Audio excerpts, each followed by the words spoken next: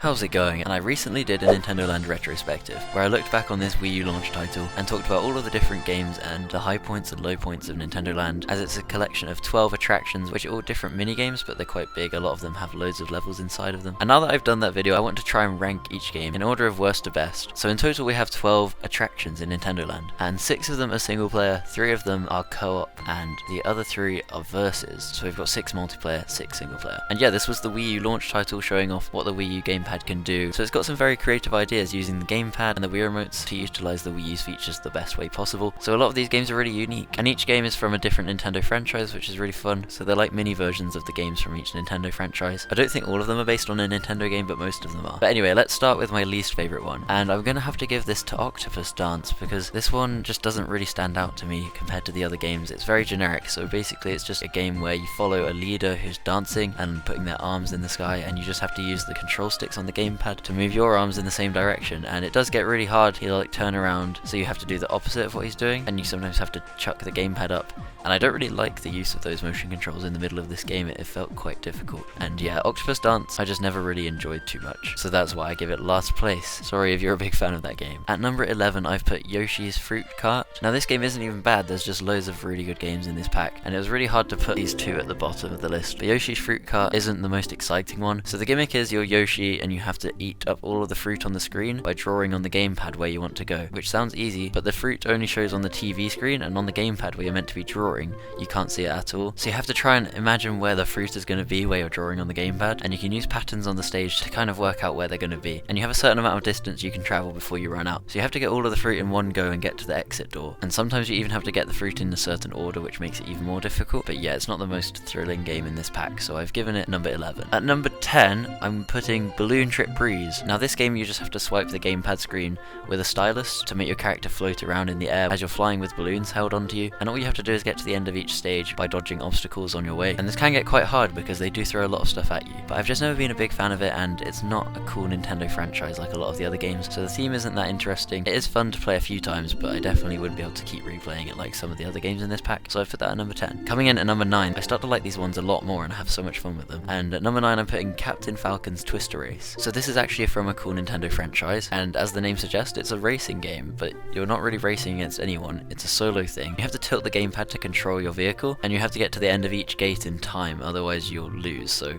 you have like a certain time limit to get to the next checkpoint, and if you don't make it, then you have to restart the whole thing. And I've never actually fully got to the end of this. I've tried a few times recently, and it was really difficult. I feel like I could get good at it. I'll try and complete that one day. But it is quite hard because they put obstacles in your way, and there's some obstacles where if you hit them once, you're fully out, and the other ones slow you down, which make it almost impossible to get to the next checkpoint. So it's a really tricky one. You kind of just have to dodge everything and get good turning corners and all that to lower your time or whatever. But it's a really fun one, and I've played this one quite a few times, and it does have some good replay value if you want to try and get your scores higher. So that's at number 9, and yeah, these games are getting really good now. So coming in at number 8, I'm putting Animal Crossing Sweet Day. Now this feels like really low for one of the fun multiplayer games, but there's just even better ones coming up. So number 8 is the Animal Crossing one, and this one involves you controlling 2 characters if you're on the gamepad, and so the left stick controls one character, the right stick controls the other. So it's kind of like be focused on 2 things at once, which is quite fun. And you have to go around stabbing people with knives and forks to make them drop the candy, and if the people on the Wii remote who are collecting the candy and they get enough of it, they win the game. So it's like the gamepad player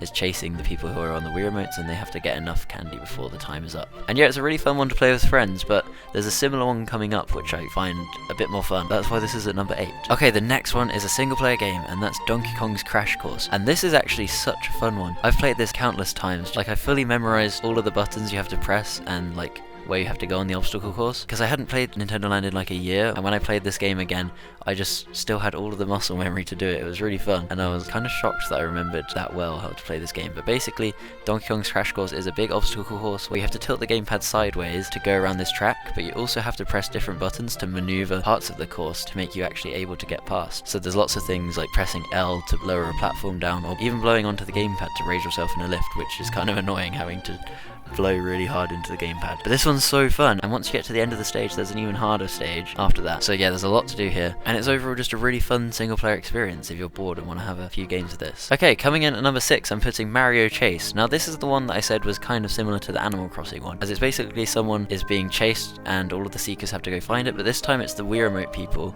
who are chasing the person on the gamepad, so it's kind of like the other way around. And the person on the gamepad is Mario, and they have to run away, and there's different zones, and the people on the Wii Remotes are Toads, and they chase you, and if they catch you, then you're out. And it tells you like how far away you are from Mario when you're playing as Toad. It gives like a meter indication, but it doesn't say in what direction, so you kind of have to like lower the number and work out where they are from that. And it's such a fun game to play with your friends. There can be loads of arguments over it, and it's really just exciting when you have a lot of people playing this game. So that's a really good multiplayer versus one, but it's not my favourite of the 3 ones of those. Okay, number 5 is the final single player game that I haven't put on my list yet, and that's Takamaris Ninja Castle. I just think this one's a really cool concept, like the controls are really fun. So basically you're on the gamepad and you have to aim the gamepad sideways at the TV, using it kind of like a Wii Remote pointer. It points on the TV where you're aiming, and what you do is you flick your finger across the gamepad screen to chuck a ninja star onto the TV screen. You have to aim it at different ninjas, and there's like different colored ninjas. Some of them are harder to kill than others, and there's also special moves you can do on the gamepad to chuck stuff like bombs or slow down time and stuff like that. There's like power-ups you can do. And at the end of this single player game there's a big boss battle, which I found was really fun,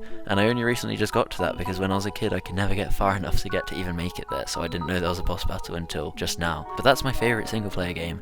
I've played it loads of times just trying to get a better high score and kill all of the ninjas, because you get more score for the less ninjas you let get away, and I definitely recommend playing this one if you're going to play one of the single player ones. Okay, now there's only multiplayer games left, and coming in at number 4, I'm putting Pikmin Adventure, which is the first co-op one I've got on this list, because the co-op ones are by far my favourite ones, because I just like working together as a team, and they have loads of levels inside of them. So the co-op ones like are proper big games compared to all of the others. Some of them have over 20 levels, and Pikmin Adventure is my least favourite of the 3 co-op ones, but it's still such a fun game. Now this one, if you're playing on the gamepad, you're Captain Olimar, and you can chuck your Pikmin around to defeat monsters and bosses. So there's loads of levels, you go through different environments to fight different beasts, and along the way you get better Pikmin and upgrade them. And if you're on the Wii Remote, you're playing as like a big Pikmin, so you can bash stuff yourself as well. So it's kind of cool to be able to play as the Pikmin. But overall it's such a fun game with loads of levels, and you can replay it for ages. But now we're into the top 3, and the third one on my list is Luigi's Ghost Mansion, the final multiplayer versus game. So I put this as it's my top multiplayer versus game on the whole of Nintendo Land. It's just really fun because I love the Luigi's Mansion theme. I've loved all of the Luigi's Mansion games, and this was the first time I ever played anything to do with Luigi's Mansion, so it got me into that series. And what you basically do is on the gamepad you're the ghost who has to hunt all of the people on the Wii Remotes, and they can't see you, but you can see them on your gamepad, so they're terrified at all times. But basically they have a torch, and if they spin around and you go into the light of the torch, you get revealed to them and you start taking damage. Usually the person on the gamepad does win, I feel like, but if you work together really well as a team, you can take the ghost down. And yeah, the ghost's objective is just to creep up behind every player and kill them before they kill you with the torch. And there's 3 different maps on this one as well, so some of them have higher challenges, as there can be bots that also have a torch that you have to avoid, and sometimes lightning strikes as well, which reveals your location to the player if you're not in a shadow. I've had so many funny moments playing this with friends and family, and yeah, it's really nostalgic for me whenever I go back and play it. But now we're on to the top 2. Now these ones I find really hard to compete against each other, but for number 2, I'm going to have to put Metroid Blast. It's so close though, but Metroid Blast is one of the multiplayer co-op games on Nintendo Land, and I think this one has the most levels because there's loads of expert levels after you complete the main ones. So the main person on the Wii U gamepad gets to fly a spaceship, which is really fun, and then the person on the Wii Remote is on the ground with a gun, but you both get to shoot all of these monsters. They have targets on them, some of them take more damage to kill, and there's even crazy bosses in the game, like Ridley and this massive one where you have to chuck bombs into its mouth to kill it, and then when you've done that, it turns out there's loads more levels to come in the expert mode. And yeah, you can actually play this one for hours, and I've replayed it loads of times and I never get bored of it. There's different challenges in each mission as well, and it's like a whole game in itself. This could be the next Metroid game. I would be happy if they just made a bigger version of this. But now on to number 1. It's similar to Metroid Blast, how it's a co-op adventure with loads of levels, but this one is a Legend of Zelda Battle Quest, and the person on the gamepad gets to use a bow and arrow, which I find so fun. You like pull back the stick to start charging up the bow, and then let go to shoot, and you aim by just moving around your gamepad in real life, like it's gyro aiming, and it feels really good. It doesn't even feel laggy or anything. It's perfect, and it means you can aim really well with the bow. And you have to tilt the gamepad down to reload all your arrows, which is fun, so it's kind of like you're getting the arrows out your quiver. And the person on the Wii Remote is a sword, which works works really well because the Wii Remote is kind of like, you hold it like a sword already, and so you just swing that around and you can do a charge shot by holding the sword up in the air. And there's loads of levels in this one, and I just prefer it a little bit more to Metroid Blast because of the bow is fun to use and the sword is fun to use, and I feel like with Metroid Blast, the Wii Remote wasn't as fun to use as flying around in the spaceship, and they were just very different, but now the sword and the bow are really good to work together, as you can go up front with the sword, hitting all the enemies coming towards you, while the bow person can take the people out from afar. And so I've just always had so much fun playing Battle Quest. I used to play it with my sister loads, and we finally killed the ending boss on the expert mode, which was really difficult. I feel like it would be easier now because I kind of know how to play more, but it was such a fun challenge back in the day. And there's loads of levels of this, but there's less than Metroid Blast. However, the levels are really fun, and it's kind of like they take you through each map, and it's really bright. The graphics in this game are really vibrant. I love it. It's like an even more colourful version of the Legend of Zelda world. So if you are going to play Nintendo Land, this is probably my favourite choice if you want to choose a game to play first, as it's just a massive adventure, and I'd honestly really want Nintendo to make a Nintendo Switch version of this, where it's just Legend of Zelda Battle Quest, but with more levels. Like, they could expand upon it. It's so fun. And the Nintendo Switch has kind of similar controls to the gamepad, so it would work with the bow and arrow. That would be amazing. That's me ranking Nintendo Land's every game. I honestly, if you haven't played this game, I recommend checking it out if you have a Wii U, or just seeing some gameplay on it. It's so fun, and you definitely missed out if you didn't play this in your childhood. It was just such a fun game to go back home from school to play with my friends. I would have people over and we would just play all of these games. It would be really fun. This is just such a nostalgic game for me. But that is all of them ranked. This is obviously opinion based, and I definitely have a lot of nostalgia for certain games on this, so it's probably kind of biased. Definitely biased, actually, I don't know. But I hope you enjoyed watching anyway, and if you did, make sure to leave a like to support me, and subscribe to the channel if you want to see more stuff like this on Nintendo games. Also, I have a Twitch if you want to see me streaming stuff. Maybe I'll set up a stream for Nintendo Land. But anyway, I'll see you in the next video. Thank you for watching. Goodbye.